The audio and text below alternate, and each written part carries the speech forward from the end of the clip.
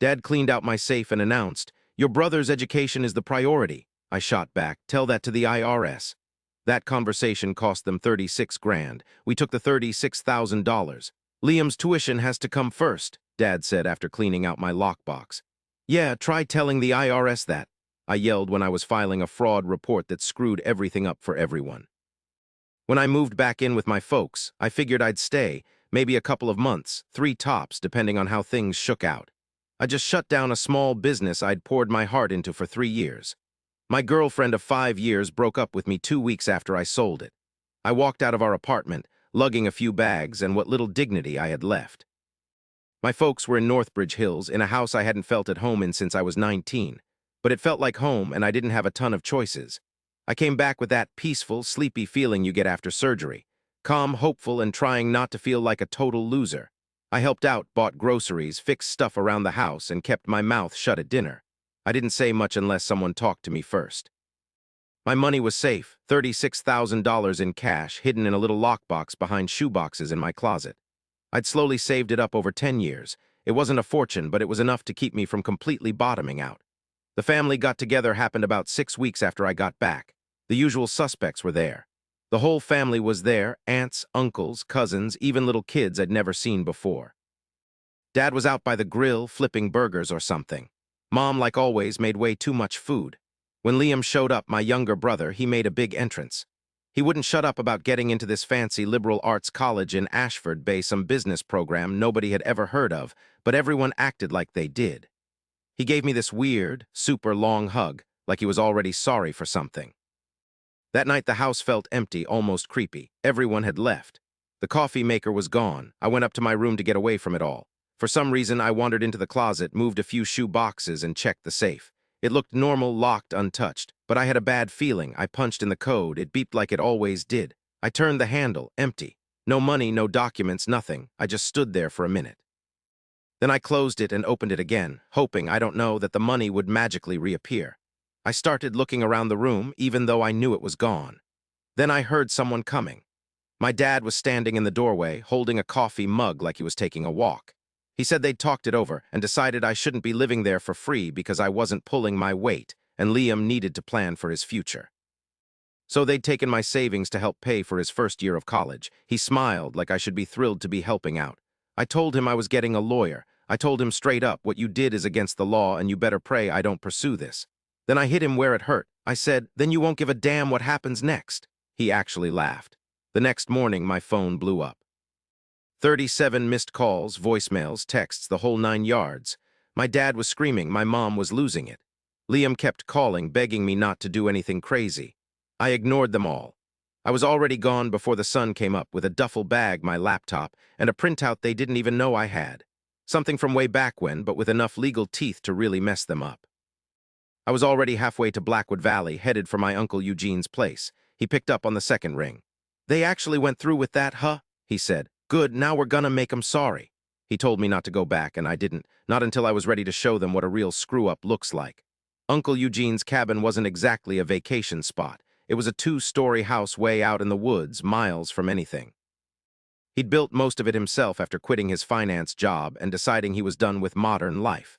The air smelled like pine needles, wood smoke, and gasoline. No internet, no TV.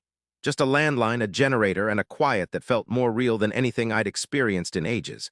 Pulling up the gravel road, Uncle Eugene was already on the porch.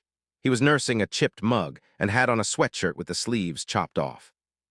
Without a word, he just gave a little nod and said, "Your room's upstairs." The next morning, we were outside eating scrambled eggs and sausage on metal plates. He fired up a cigarette, even though he swore he'd quit already. Then he told me to tell him the whole story, so I did. From the very second I realized the money was gone, right through to my dad's cheerful face, and when they said it was a family decision to use my savings to pay for my brother's college. I explained how my mom made it sound like some noble, generous act, and I told him that Liam didn't say a word the whole time like it wasn't his problem. Uncle Eugene didn't say anything right away. He was quiet for a moment. Then he asked if I still had Grandpa's trust documents. I nodded. They were in my purse. The trust wasn't huge, about 80 grand, but it had a clause that was supposed to protect me from family members taking advantage of me financially. I never thought it was a big deal, not until today. Uncle Eugene stood up, went inside the house, and came back with a dusty old folder. Inside, there were papers from years ago, including old agreements, letters, and digital receipts. And right there in the middle was a handwritten letter acknowledging a debt, signed by my father back in 2015. Turns out he'd borrowed $36,000 from Uncle Eugene, just like the amount I'd stashed. He never paid him back. Uncle Eugene kept saying, "Next time, I promise. Next paycheck or a raise or a bonus." I'd finally had enough. That night, I called 3 different people: my trust administrator, the family's bookkeeper, Dad never liked her, and a lawyer friend in Lakeside City who specialized in property. He owed me a favor. The next day, things started rolling. All it took was an email with the necessary papers. My folks got a certified letter, didn't bother to listen to their reaction. 10 minutes later, Liam called and wanted to know, "What did you do?" I just hung up. Over the next few days, I helped Uncle Eugene clean out his garage. That's when I found a box of old videotapes. Most of them were dusty and blank, but one had a label that said July 2002 Reunion. Later that evening, I watched it just to kill time. The video showed my dad yelling at a bonfire, joking with 2 of my uncles. He was talking about how easy it was to move money around without being traced. At one point, he even said, "If I wanted to steal from my kids, they'd never know." I was stunned, just staring at the screen. The next morning, I made a digital copy of the video. I sent it to my attorney. I also mailed a flash drive with the video to my mother anonymously. 3 days passed, and then she called. This wasn't an apology call. She was pleading. I was at Uncle Eugene's cabin at the kitchen table, listening to her message on speakerphone. She was bawling, barely able to string words together. She was saying she didn't know what was happening, that everything was falling apart, and that I had to stop before I ruined everything for everyone. I let the whole voicemail play out, and then I just deleted it. Uncle Eugene was across from me, sipping coffee. He didn't say anything for a bit. Then he looked up and said, "Let's make this sting." That's exactly what I needed to hear. I started with trust. Things moved fast once the audit was set off. The trust was legally protected from any family messing around, and my folks had accidentally tripped the wire by stealing my money. It wasn't just about my $36,000 anymore. Everything connected to Grandpa's estate had to be checked and verified.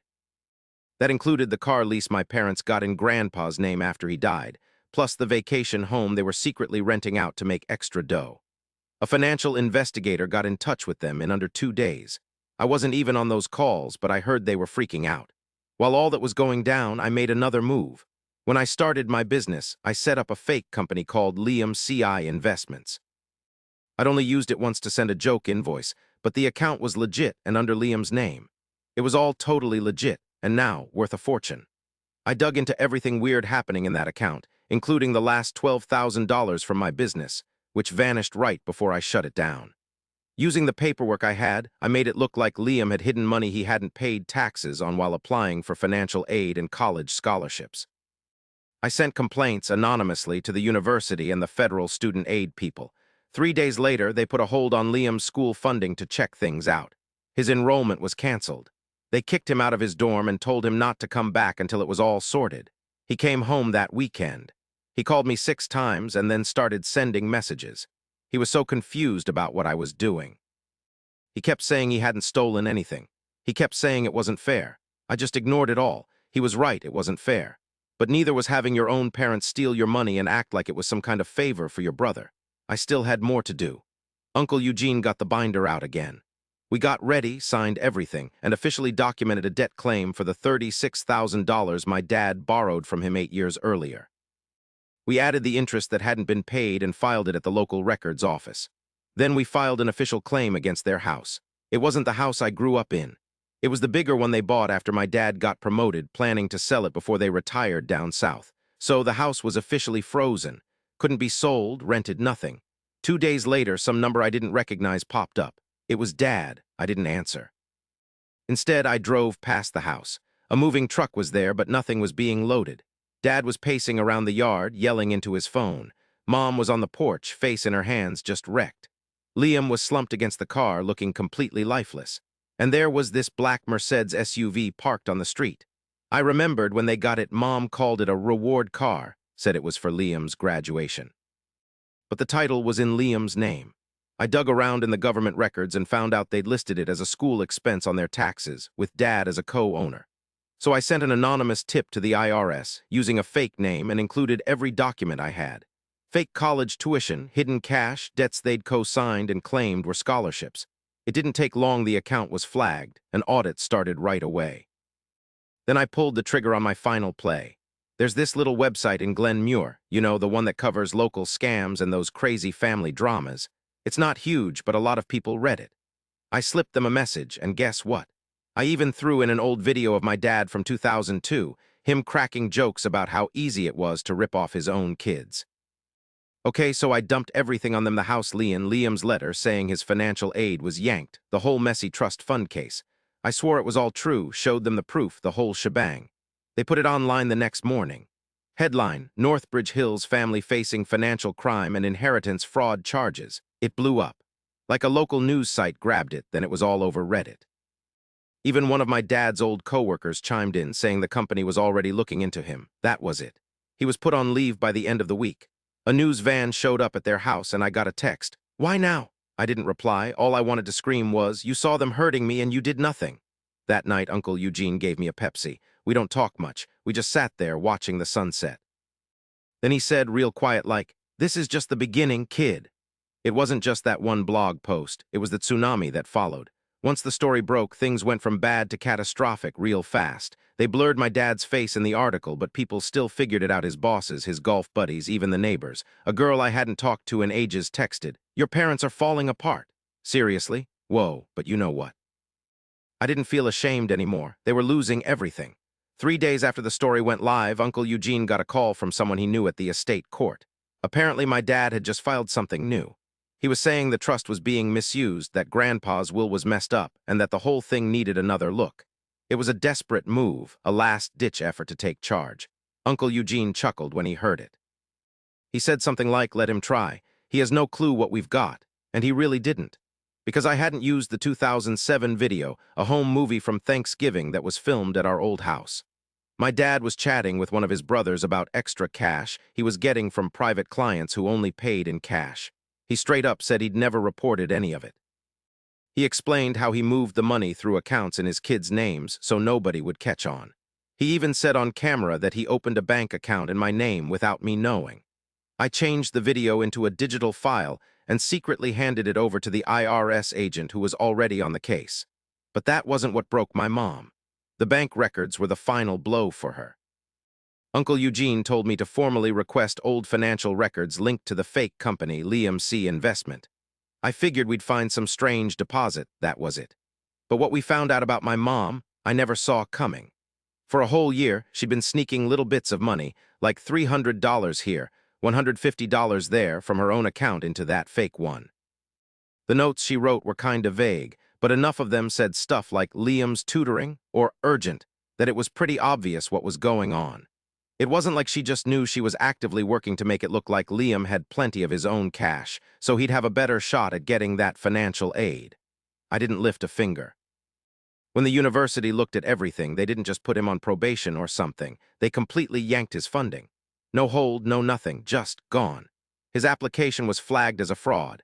2 days later, Liam showed up at Uncle Eugene's cabin. I didn't see him coming. He looked smaller than I remembered, all worn out, like he'd been through hell. We stood outside while Uncle Eugene stayed inside to give us some space. Liam asked me straight up, "Do you hate me?" I told him, "No, I just don't care anymore." Then he hit me with something I never saw coming. He said Mom had moved into the guest bedroom. Dad wasn't talking to anyone. They'd gotten a warning from the IRS about unpaid taxes, a full-blown audit, the works. He said Mom had started looking for a job, and Dad, he'd stopped shaving altogether. Then the bomb dropped. "I found something in Dad's drawer," Liam told me. "You gotta see this." He gave me this sealed envelope. Inside was a typed letter from 2009 addressed to Grandpa, not me. It was a written confession.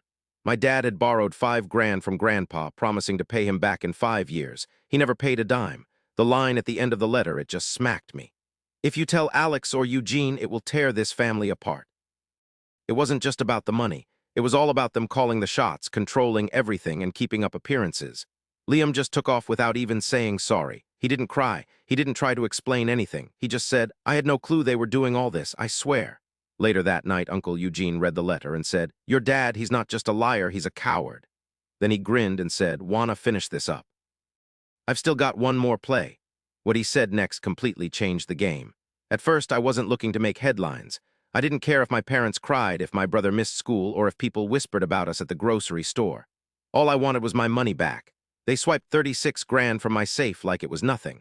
I had been saving for almost 10 years, doing side jobs, freelancing, and going without when I was broke. I had plans for that money. Security, freedom, the future. They treated me like I was just a tap they could turn on and off. That's what lit the fire in me. It's grown into something totally different now, something huge and out of our hands. I set this whole thing in motion, and it was really taking off. Even after all the mess, the shell company, the IRS breathing down our necks, the house being threatened, the eviction papers, and the story going viral, I still hadn't gotten any money. Uncle Eugene told me, "If you don't get that cash back, it's all just for show," or something like that. So I went through everything again. Every transaction, every statement, every single thing I could find. And finally, there it was, hidden inside a normal-looking bank statement under Liam's name. A bank transfer for over $38,500 just sitting there untouched. The bank's name didn't ring a bell.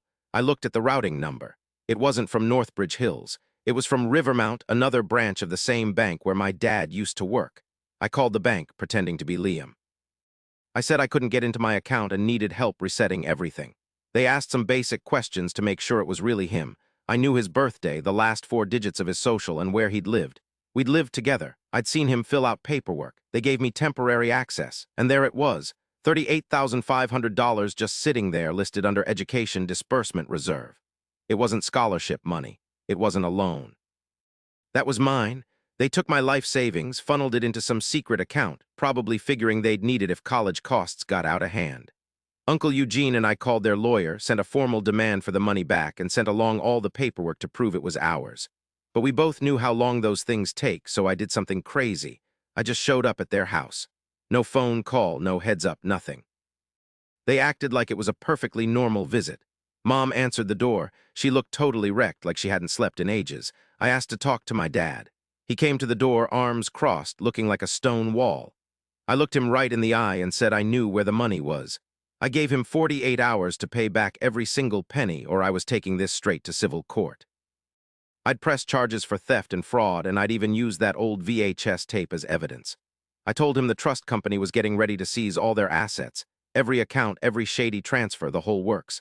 I told him I didn't want any excuses or fake apologies, just my money. He didn't say a word, just stood there. Then I walked out. 2 days later, my bank app pinged. A deposit, $36,000. No note, no name, nothing, just the money. But it didn't make me feel any better. I knew the truth. It wasn't guilt that made him pay. It was pure, terrifying fear. Uncle Eugene gave me a little grin and said, "Let's really get his goat." So the money was there on paper anyway, 18 grand, boom, right in my account. No explanations, nothing, just what I wanted. It was the fastest my dad had moved in ages. When I told Uncle Eugene, he made us some tea. He raised his cup and said, "Well, that's something." But he added, "If you think he's finished, you don't know your dad." He was right. That night after 2 a.m., I got a text from my mom, just one sentence, "He's about to post about you." I didn't get it at first. Then 2 hours later, someone from high school, someone I hadn't spoken to in forever, sent me a message. It was a Reddit link. A throwaway account had written this huge rant in a parenting group. The title was all I needed to see. "Our son stole our future and is attempting to destroy our life. Warning to other parents." It was a real angry blast. He called me lazy, selfish, and worthless. Said I came home with nothing, wouldn't help out, spit on their kindness, and ruined Liam's dreams. He said I was using threats and shady lawyers and old family drama to get what I wanted. He even blamed Uncle Eugene for turning me against them. That part almost made me crack up, but the end was the weirdest. He wrote, "If anyone knows how to stop a grown child from trashing your family's reputation, please message me. I am serious." I didn't say anything back. I didn't have to. Reddit took care of it. Total Jerks Online ripped apart what I'd posted. They linked it to some news story, plastered screenshots all over the place, and just completely embarrassed me. I ended up deleting my whole profile, the whole thing, less than 12 hours later. I'd copied everything just in case, but that was it for me. I told Uncle Eugene I was done reacting to everything. I was out. Not just the house, not just the family name, I wanted nothing to do with any of it, the whole legacy. So I finally did what I'd been thinking about for ages. I officially applied to change my last name. It wasn't some huge ordeal, just filling out a form at the courthouse and getting a few signatures. But walking out of there, it felt like someone had cut a rope that'd been choking me for way too long. A couple of days later, I packed up my stuff and moved into a tiny apartment nearby. Nothing fancy, just a quiet little place on the top floor of a 3-story building. It had this old fire escape and a rickety heating system that rattled like crazy, but it felt like mine. I got a used couch off Craigslist, some old vinyl records from a thrift store, and set up my old stereo. I listened to the same album on repeat for days. I didn't tell my parents where I went, no forwarding address, nothing. I got a new phone number and blocked every number that could lead back to them. They couldn't reach me at all. All I took with me was a locked file on my laptop, just in case, you know. Inside, there was only one message. It said, "You taught me to stand my ground." Remember, he acted so shocked when I said that, but honestly, I wasn't mad. It was like a weight lifted. Uncle Eugene, he was just getting warmed up.